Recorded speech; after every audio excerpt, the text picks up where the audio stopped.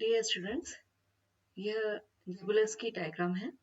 जैसा कि हमने देखा था कि जब हम किसी भी रिएक्टेंट मॉलिक्यूल के ऊपर लाइट रेडिएशन को डालते हैं, उसके ऊपर इरेडिएट करते हैं, तो वो जो उसके फोटोन है उसको एब्जॉर्ब करता है और एब्जॉर्ब करने के बाद में जो इलेक्ट्रॉन्स है वो हायर एनर्जी स्टेट के अंदर चले जाते हैं। किसी भी पदार्थ की जो मूल अवस्था है, ग्राउंड स्टेट है, उसको हम S0 S0 के द्वारा यहाँ पर रिप्रेजेंट करते हैं। मूल अवस्था के अंदर इलेक्ट्रॉन पेयर में उपस्थित है और एक की जो स्पिन है वो क्लॉकवाइज है और दूसरे की जो स्पिन है वो एंटी क्लॉकवाइज है। जब हम यहाँ पर लाइट रेडिएशन इस अवस्था के अंदर रिएक्टेंट मॉलिक्यूल के ऊपर डालते हैं तो इसके जो इलेक्ट्रॉन्स है वो हायर एनर्जी स्टेट के अंदर चले जाते हैं और हायर एनर्जी स्टेट में जाने के बाद में, जैसा कि हमने देखा था कि स्पिन मल्टीप्लिसिटी के आधार पर हम ये बता सकते हैं कि वो सिंगलेट अवस्था में है या ट्रिपलेट अवस्था के अंदर है। तो यहाँ पर ये जो फर्स्ट सिंगलेट स्टेट है, यहाँ पर फर्स्ट सिंगलेट स्टेट के अंदर हम देख सकते हैं कि जो इलेक्ट्रॉन की स्पिन है वो बिल्कुल भी परिवर्तित नहीं हुई है। जो ग्राउंड स्टेट के अंदर थी वो ही यहाँ पर है। तो यहाँ पर इस स्थिति के अंदर S का मान 0 होगा और 2s+1 का मान जो है वो 1 होगा, यानी कि फर्स्ट सिंगलेट स्टेट के अंदर है। इसी प्रकार यदि फोटोन की एनर्जी, जो उसने एब्जॉर्ब किया हुआ फोटोन है, उसकी एनर्जी अगर ज्यादा है तो सेकंड सिंगलेट स्टेट में भी जा सकता है। इसी प्रकार वो थर्ड सिंगलेट स्टेट भी प्राप्त कर सकता है। ये भी हमें मालूम है कि जब भी कोई इलेक्ट्रॉन्स अगर एक्साइटेड लेवल पर चले जाते हैं, हायर एनर्जी स्टेट के ऊपर चले जाते हैं, तो वे वापस से पुनः अपनी मूल अवस्था के अंदर या लोअर एनर्जी स्टेट के अंदर उस एनर्जी को एमिट आउट कर और वापस से बाहर आ जाते हैं। तो यहाँ पर हम देख सकते हैं कि जब ये S3 है, ये S3 हाई एनर्जी स्टेट के द्वारा ये वे भी जो हमें वर्टिकल लाइंस दिख रही हैं, इन लाइन के द्वारा ये अपनी एनर्जी को वापस देते हैं और ये सेकंड सिंगलेट स्टेट के अंदर कन्वर्ट हो जाते हैं, सेकंड सिंगलेट स्टेट के अंदर आ जाते हैं। इसका तात्पर्य ये हुआ, जो ये जो प्रोसेस है इसको हम बोलते हैं IC, यानी कि इंटरनल कन्वर्जन। इंटरनल कन्वर्जन से हमारा तात्पर्य ये है कि आंतरिक परिवर्तन, यानी कि अगर सेम स्पिन मल्टीप्लिसिटी है, यहाँ पर हम देख सकते हैं कि यहाँ पर S3 है और इसको हमने S2 से डिनोट किया। दोनों के अंदर जो स्पिन मल्टीप्लिसिटी है उसका मान 1 है। इसका तात्पर्य ये हुआ कि इंटरनल कन्वर्जन के अंदर जो इलेक्ट्रॉन्स हैं वो अपनी हायर एनर्जी स्टेट से लोअर एनर्जी स्टेट के अंदर आएंगे और जो अणु है वो S3 से S1 S2 अवस्था को प्राप्त कर लेगा। इसका तात्पर्य ये हुआ कि यहाँ पर कोई भी स्पिन मल्टीप्लिसिटी के अंदर कोई परिवर्तन नहीं हो रहा है और ये अपने एनर्जी को ट्रांसमिट कर रहे हैं और S3 से S2 में आ जाते हैं। इसी प्रकार ये S2 से S1 में भी आ सकता है। अगेन इस प्रोसेस को हम इंटरनल कन्वर्जन कहते हैं, बिकॉज इंटरनल कन्वर्जन के अंदर स्पिन मल्टीप्लिसिटी के अंदर कोई परिवर्तन नहीं होता है।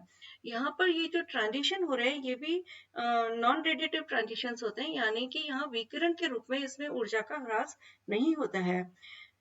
और इसके पश्चात यदि हम एक और प्रकार का यहाँ पर कन्वर्जन देख सकते हैं, ये ISC है। कि एक स्थिति तो यह है कि वो अपनी बिना स्पिन में परिवर्तन किए हुए अपनी लोअर एनर्जी स्टेट के अंदर आ जाए।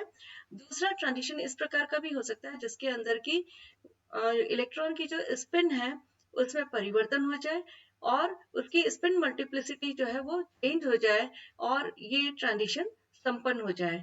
इस प्रकार के जो ट्रांजिशन है, इस प्रकार के जो संक्रमण है जिसके अंदर की अणु की स्पिन मल्टीप्लिसिटी जो है वो परिवर्तित हो जाती है, यानी वो सिंगलेट स्टेट से ट्रिपलेट स्टेट के अंदर आ जाता है, तो इसको हम इंटर सिस्टम क्रॉसिंग कहते हैं, यानी अंततंत्र क्रॉसिंग। अणु, सक्रिय अणु जो है अपनी उच्चतर अवस्था से निम्न ऊर्जा स्तर के अंदर आएगा, उसके कंपैरेटिवली तुलनात्मक रूप से, और इसके अंदर स्पिन मल्टीप्लिसिटी जो है वो परिवर्तित हो जाएगी। अब वो जो एक मान आ रहा था 2s+1 का, अब यहाँ पर इसका मान जो है 2s+1 का जो मान है वो 3 आएगा। यानी कि इसमें जो स्पिन यहाँ पर जो हम देख रहे हैं कि एक क्लॉकवाइज है और दूसरी एंटी क्लॉकवाइज है, यहाँ पर दोनों ये जो है एक ही डायरेक्शन में यानी कि पैरेलल स्थिति के अंदर आ चुकी है। इस प्रकार अणु एकल अवस्था से एक अवस्था को प्राप्त करता है और इस प्रकार के जो ट्रांजिशंस हैं ये भी अगेन नॉन रेडिएटिव ट्रांजिशन होते हैं, यानी विकिरण विहीन ट्रांजिशंस हैं और इसको हम ISC या इंटर सिस्टम क्रॉसिंग भी कहते हैं। इसी प्रकार S2 लेवल से भी जो अवस्था है वो T2 के अंदर परिवर्तित हो सकती है, यानी कि सेकेंड सिंगलेट स्टेट से अणु सेकेंड ट्रिपलेट स्टेट के अंदर आ सकता है वाया इंटर सिस्टम क्रॉसिंग, जिसके अंदर अणुओं की जो स्पिन है वो इलेक्ट्रॉन्स की जो स्पिन है वो परिवर्तित हो जाती है, स्पिन मल्टीप्लिसिटी के अंदर चेंज हो जाता है, स्पिन मल्टीप्लिसिटी 2s+1 का मान 1 से 3 में परिवर्तित हो जाता है और ये लोअर एनर्जी स्टेट को प्राप्त करता है। लेकिन अगेन ये जो रेडिएशन है, ये जो ट्रांजिशन है वो नॉन रेडिएटिव टाइप का होता है, विकिरण विहीन प्रकार का ट्रांजिशन होता है और इसको हम ऑलमोस्ट हॉरिजॉन्टल वेवी लाइन के द्वारा रिप्रेजेंट करते हैं। इसी प्रकार ये कन्वर्जन हम S1 से T1 के अंदर भी देख सकते हैं। इसको भी हम नॉन रेडिएटिव ट्रांजिशन ही बोलते हैं, यानी आईएससी के अंदर अगेन डिफरेंट मल्टीप्लिसिटी वाला स्पिन मल्टीप्लिसिटी वाला ट्रांजिशन है, ये कि S1 से स्पिन मल्टीप्लिसिटी चेंज हो जाती है टू T1, तो इस प्रकार के ट्रांजिशन को हम इंटर सिस्टम क्रॉसिंग कहते हैं। जब ये अणु S1 अवस्था या T1 अवस्था के अंदर आ जाता है तो उसके बाद भी ये अपनी मूल अवस्था के अंदर जा सकता है, यानी लोएस्ट एनर्जी स्टेट के अंदर जाएगा। इस प्रकार का ट्रांजिशन अर्थात S1 से S0 या T1 से S0 तक होता है। और जो ये S1 से S0 या T1 से जो S0 वाले जो ट्रांजिशन है, ये वाले ट्रांजिशन जो है वो रेडिएटिव ट्रांजिशन है, यानी कि विकिरणी संक्रमण है। अर्थात यहाँ पर जो ट्रांजिशन हो रहा है, जो एनर्जी का लॉस हो रहा है वो विकिरण के फॉर्म में हो रहा है। और जो S1 से S0 जिसके अंदर कोई स्पिन मल्टीप्लिसिटी के अंदर परिवर्तन नहीं हो रहा है, उस प्रकार का जो ट्रांजिशन है उसको हम कहते हैं फ्लोरेसेंस या प्रतिदीप्ति। और दूसरे प्रकार का जो ट्रांजिशन है जिसके अंदर स्पिन मल्टीप्लिसिटी चेंज हो जाती है उसको हम बोलते हैं स्फुरदीप्ति। इस प्रकार के सभी प्रकार के जो संक्रमण है, यानी कि दो प्रकार के संक्रमण, एक तो हो गया विकिरण विहीन संक्रमण या विकिरणी संक्रमण और दूसरा हो गया हमारे पास विकिरणी संक्रमण। इसके बारे में हम डिटेल के अंदर और आगे पढ़ेंगे। इस प्रकार हम देख सकते हैं कि जेबोल्स्की डायग्राम के द्वारा हम ये स्पष्ट कर सकते हैं कि मॉलिक्यूल जो है, अणु है, उसकी कौन सी प्रावस्था है, सिंगलेट अवस्था है उसकी या त्रिक अवस्था है, और दूसरी चीज कि वहां पर कौन से प्रकार के ट्रांजिशन हो रहे हैं। अगर वो प्रतिदीप्ति दर्शाता है तो इसका मतलब ये हुआ कि वहां पर S1 से S0 तक ये निम्न अवस्था के अंदर आ रहा है। अगर वो मॉलिक्यूल, अगर वो कंपाउंड जो है वो स्फुरदीप्ति अगर फोस्फोरेसेंस शो करते हैं, इसका तात्पर्य ये हुआ कि वो T1 से S0 तक वाले ट्रांजिशन यानी रेडिएटिव ट्रांजिशन शो कर रहे हैं। इसके अलावा जो दो हमारे पास नॉन रेडिएटिव ट्रांजिशंस भी के भी टाइप है, एक तो आईसी है और दूसरा आईएससी है। इनके बारे में अब हम डिटेल में स्टडी करेंगे। On the basis of energy levels, SN and TN series were obtained. Energy level जो हमने देखे अभी, उनके आधार पर जो SN सीरीज, SN श्रेणी हमको प्राप्त होती है, TN श्रेणी प्राप्त होती है, यानी S1, S2, S3, T1, T2, T3। इस प्रकार से जितना हम हायर स्टेट के अंदर जाएंगे उनके जो N के मान है वो बदलते चले जाते हैं। अब हमने हर डायग्राम के अंदर, जो जेबोल्स्की डायग्राम के अंदर हमने प्रत्येक स्थिति के अंदर देखा था कि जो S3 है उसका लेवल T3 से अधिक होता है, जो S2 लेवल है उसका T2 से एनर्जी ज्यादा होती है, और S1 लेवल की जो एनर्जी है वो T1 लेवल से ज्यादा होती है। तो energy of singlet state is more than that of its respective triplet state, यानी कि S1 की एनर्जी T1 से ज्यादा है, S2 की एनर्जी T2 से ज्यादा है और S3 की एनर्जी जो है वो T3 से ज्यादा है। इस ऑर्डर को, जो सिंगलेट और ट्रिपलेट की जो एनर्जी स्टेट्स हैं, उनको हम इनके द्वारा भी रिप्रेजेंट कर सकते हैं। This molecule lies in singlet और triplet state is known as photoactive molecule. जो भी मॉलिक्यूल जो इस प्रकार की सिंगलेट या ट्रिपलेट अवस्था के अंदर है, एकल या अवस्था, अतिरिक्त जो उत्तेजित अवस्था के अंदर पाया जाता है, उसे ही हम फोटो एक्टिव या सक्रिय मॉलिक्यूल कहते हैं। और यही मॉलिक्यूल जब एक्साइटेड स्टेट के अंदर पहुंच जाते हैं तो सेकेंडरी प्रोसेस के अंदर, जैसे कि हमने देखा था कि ये प्राइमरी प्रोसेस है, और सेकेंडरी प्रोसेस के अंदर ये जो एक्साइटेड स्टेट है अणुओं की, यही फाइनली प्रोडक्ट का निर्माण करती है। यहाँ पर हम देख सकते हैं कि ये ग्राउंड स्टेट के अंदर मॉलिक्यूल है, इसने फोटोन को एब्जॉर्ब किया और ए स्टार के अंदर, ये यानी कि इसकी एक्साइटेड स्टेट के अंदर चला गया। Molecule emits its energy by processes and reaches to its ground state। इस प्रकार हमने देखा कि मॉलिक्यूल जो हायर एनर्जी स्टेट के अंदर चला जाता है वो वापस से विभिन्न प्रक्रमों के द्वारा अपने वापस से मूल अवस्था के अंदर आ जाता है। इस प्रकार जेबोलेस्की डायग्राम के अंदर हमने देखा कि जो ट्रांजिशंस होते हैं एक्साइटेड स्टेट से ग्राउंड स्टेट की तरफ, वो दो प्रकार के होते हैं। एक तो है नॉन रेडिएटिव ट्रांजिशन और दूसरा है रेडिएटिव ट्रांजिशन। अविकिरणी संक्रमण और दूसरा है विकिरणी संक्रमण। अविकिरणी संक्रमण के दो प्रकार होते हैं, एक तो है इंटरनल कन्वर्जन और दूसरा है इंटर सिस्टम क्रॉसिंग। और रेडिएटिव जो विकिरणी जो संक्रमण है उसके भी दो प्रकार हमने देखे, एक फ्लोरोसेंस है, दूसरा फॉस्फोरेसेंस स्फुर दीप्ति है।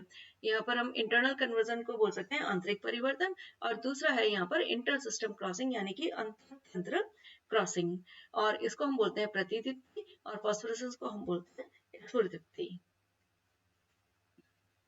Non radiative transitions. Non radiative transition जैसा कि हमने देखा कि जब अणु हायर एक्साइटेड स्टेट से आ रहा है वो अविकिरणी संक्रमण के द्वारा अपने एनर्जी का लॉस कर सकता है। वो भी दो प्रकार के होते हैं, एक आईसी और दूसरा आईएससी। पहले हम इंटरनल कन्वर्जन यानी कि आंतरिक परिवर्तन के बारे में पढ़ते हैं। आंतरिक परिवर्तन के अंदर सक्रिय जो अणु है वो उच्चतर ऊर्जा अवस्था से, जो भी उसकी उत्तेजित अवस्था है उससे समान बहुलता की प्रथम उत्तेजित अवस्था के अंदर शीघ्रता से विकिरण विहीन के द्वारा संक्रमित हो सकता है। इस प्रकार के जो परिवर्तन है उसको हम आंतरिक परिवर्तन कहते हैं। अर्थात यहाँ पर जो ट्रांजिशन है वो S3 से S2 में होगा, S2 से S1 में होगा, या T3 से T2 में होगा, या T2 से T1 में होगा। क्योंकि ये यहाँ पर कोई स्पिन के अंदर परिवर्तन नहीं होता है इलेक्ट्रॉन्स की, इसीलिए ये अनुमत संक्रमण है यानी कि अलाउड ट्रांजिशंस है।